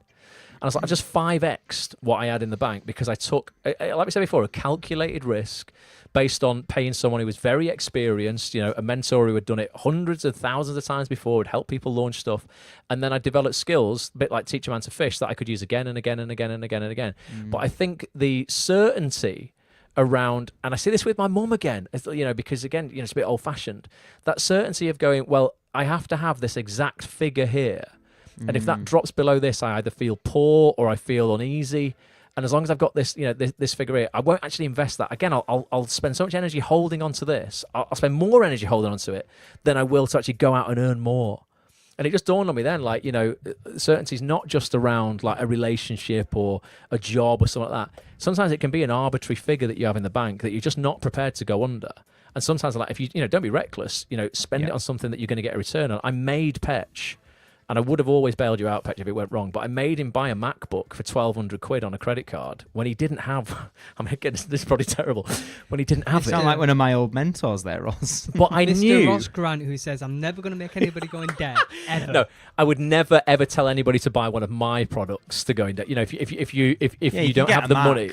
Yeah, if you don't have the money to buy an Act On This membership or First TV or Fast Track or Bulletproof Actor, and you genuinely don't, as in like you're not just kidding yourself because you want to go and buy a PlayStation 5 or spend £5 a coffee every day. Like I would push you to do something like Bulletproof Actor or First TV or Fast Track if you will make a couple of choices, not sacrifices, like we said the other day, choices to not have that coffee, not have that £10 Subway, but don't go into debt. Like, I would never tell people to get a credit card and stick it on that or anything like that. But I did get Petch because I knew I was paying him. I said, if you get a MacBook and you do this for me each month, I will pay £100 off your credit card from these jobs every month until we paid it off in a year. But I don't know if maybe before that, Petch, you had beliefs in your head around money or investing it, or how do you feel about it?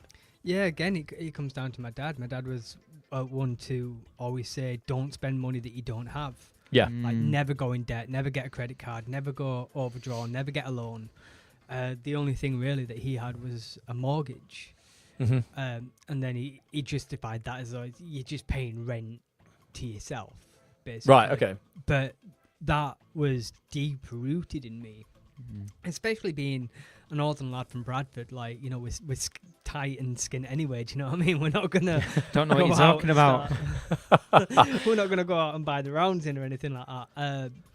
But yeah, you did that, and it was a total mind shift for me at that point. I mean, you made me come out of my comfort zone, and you made me move to Manchester.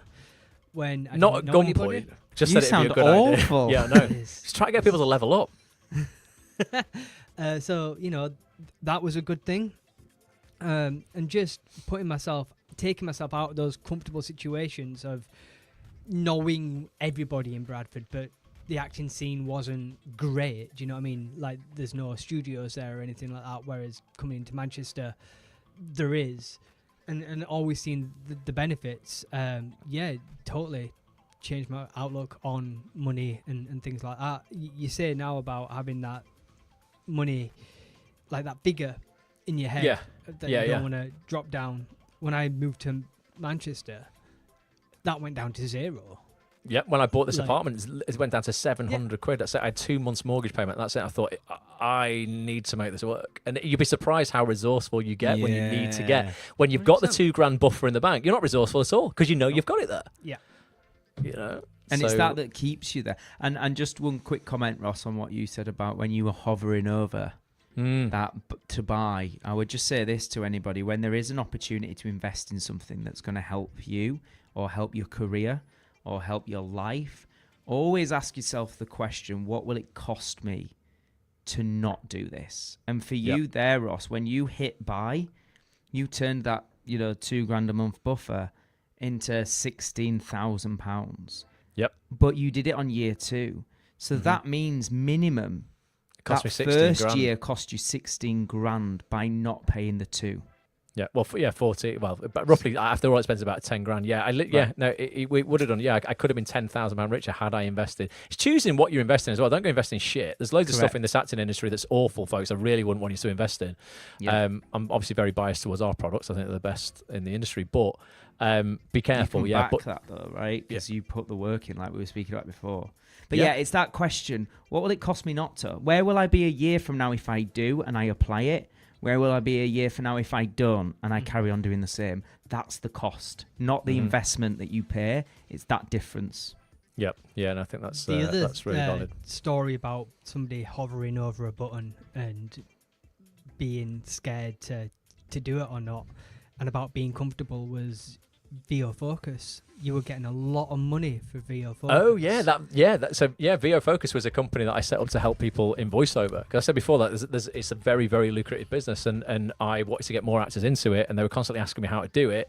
And rather than me having 15 coffees, a year with people telling them, I thought I'm just going to get people into a workshop, and I teamed it with my agents, and I hired their studio, and I built a business almost overnight that was roughly, grossing, back in the day, a fair amount of money, 75, 80 grand or something like that. But then the cost, what is it going to cost me to continue doing this? I'm taking all my focus away from Act On This. I'm so busy, I'm massively overwhelmed. My voiceover agent was adopting 2 children at the time, so that put either more onus on me or more onus on her. We weren't happy doing it. And I got to the point where I was like, should we just quit this? I know we're both earning money out of it, but would we be happier, more fulfilled, earning less but doing the thing that we want to do? And we both agreed, yes, you wanted to go and raise kids. I wanted to focus on Act On This. And I had to go into the website and delete the site. That was the last piece of the puzzle. And it gives you a progress bar of how much of the site it's deleted. And it takes about 5 minutes to delete a WordPress site. It was built on this piece of software called WordPress. And it has this progress bar, 0% to 100. And at any point along the way, you can click stop. So when it's at 40, you're like, oh, it's fine, just let it go a bit. And I'm thinking, fuck, do I really want to let this business go? Do I really want to let it go? It's at 60. I'm like, oh, God, I've not got much time left. I've got about 3 minutes to think about this. And I remember it got to like 90. And all of that fear kicks in where you go, no, you're going to throw it away, sunk cost syndrome. What are you going to do? And then this other little voice going, but you're going to be happier. You're going to be more fulfilled. You're going to actually get to work on the thing you want to do. And you've proved to yourself you can build a business. So why can't you build it again? But actually doing something you want to do. 98, 99. I'm thinking, shit, no. 100. And it's gone. And the relief, honestly, it was bizarre. The weight off my shoulders, I knew there was no way I could get that back, and I purposely took no backups. It was literally like that was burning the boats. There is no way back here. And I just felt free then to go, I now with all, it's not a loss because I've learned so much building that business. I'm not losing that. I've gained all these skills that I can now put into the thing that I want to build, which is this community that you're all watching now, which is Act On This, and that was over 10 years ago.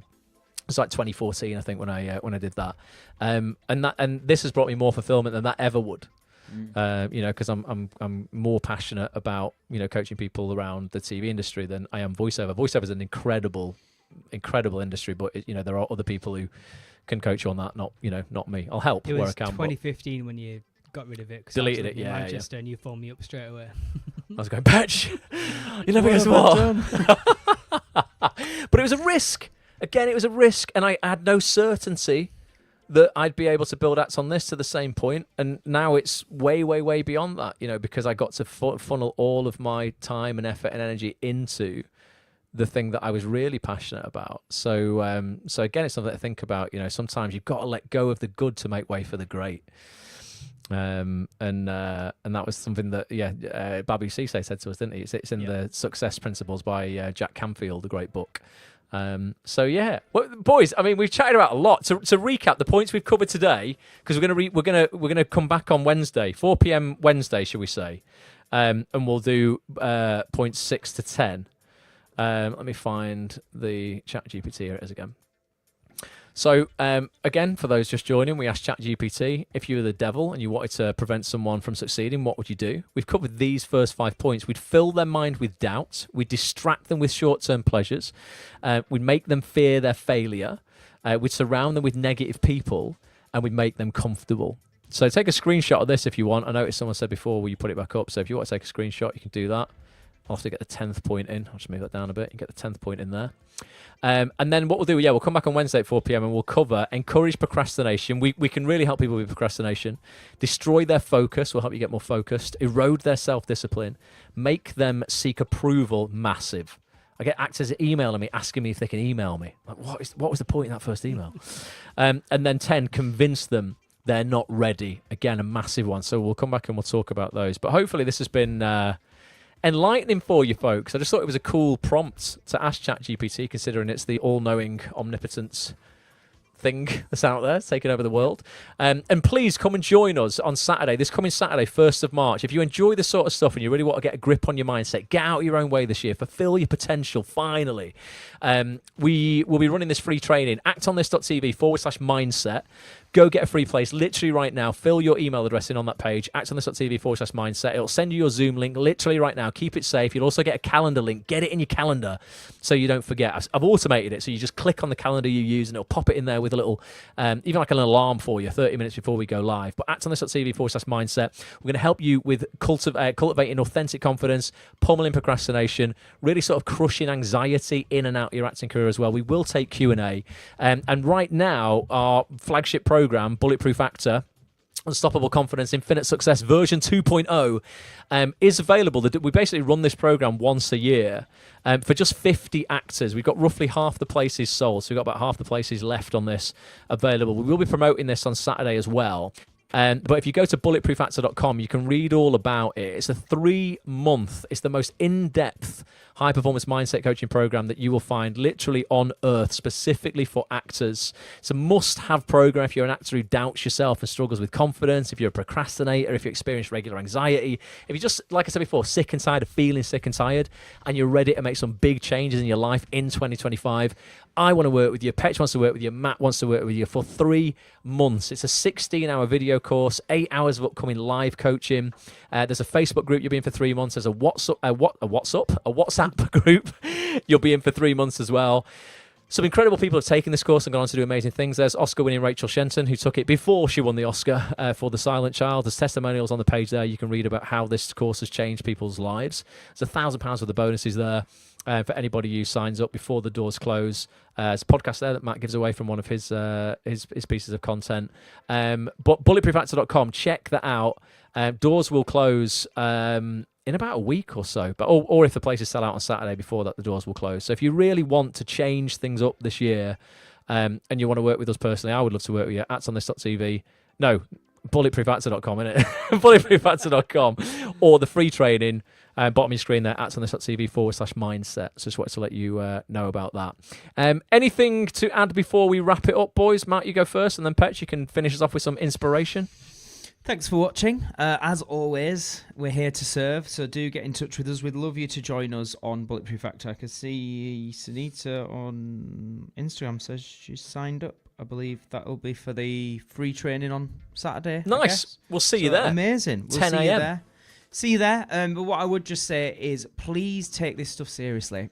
The thing that I always think when we do Bulletproof Actor and we do the free sessions and things like that, and these lives, just to try and help as many people as we can, these are not the things that generally actors are like excited to do. They're excited to do the things that are going to get them seen by the casting directors. Go and do a casting director workshop for 2 minutes that leads to absolutely nothing. Yep. Maybe. So that's the stuff that sells. But I always say it doesn't matter what you want to achieve in life. It doesn't matter what your definition of success is. The difference between having it and not all stems from this, your mindset. I do believe so strongly, and I've studied mindset for many, many years now. I do believe this is the missing piece to your puzzle if you're not where you want to be in life. So please don't put it to the bottom of the pile. I would really recommend this comes first above anything else, because if you get this right, and then you're given the right opportunity to speak to people and the right strategy and the right techniques and all that kind of good stuff, secondly, like you're going to be in the right mindset to actually fully take that stuff and apply it at the best level you can. So please take this stuff seriously. Thank you, everybody that has been here. Well done for taking this seriously and engaging in this. And we'll hope to see you Saturday. And those that want to work with us on Bulletproof Actor, even better. We are committed to giving you everything we can over the next 3 months to really help you work on your mindset and get more results. Yep, honestly, and it's proven. Go and watch those testimonials. You know, Rachel in her own testimonial, Rachel Shenton, Oscar-winning writer and actress, who is currently filming All Creatures Great and Small. Literally started back again today. She says in that testimonial that she puts mindset, like you said there, at the very top. It is everything. You can be the best actor in the world, but if you're walking into a situation and you're against yourself, and I've seen this happen so many times in the casting room when I've been reading in for casting notes for auditions, great people coming in and just completely flunking their audition because they're just betting against themselves, or people just not even putting themselves out there to get the auditions initially because they have no belief in their own potential. They're listening to all these negative voices outside. They think, what's the point? You know, it really is like the devil's at work. I know we're sort of joking about it today, but it is like all these things. Like there is a force out there that will just stop you in your tracks if you're not careful, and that is just you being against yourself and your mindset not being in the right place. So for me, this has always been the thing that has moved the needle the most on any part of my life. You know, in every single part, it all comes down to, do I believe I can do this? Because if I don't, I will take no action whatsoever. So do check it out, bulletproofactor.com and actonthisTV/mindset. And Petch, putting all the pressure on you, mate, is, you know, motivate and inspire the masses now. What do you want to leave people with? I was once one of the most negative people you could ever meet. I constantly compared myself to others. I'd often say the phrase, I can see how it works for them, but not for me. And it wasn't until I took the course initially. Yeah, you did the first version of this in 2014, didn't you? It changed my life, and I know that sounds really hyperbolic, but it did. It gave me such a strong foundation of everywhere and everything that I do now.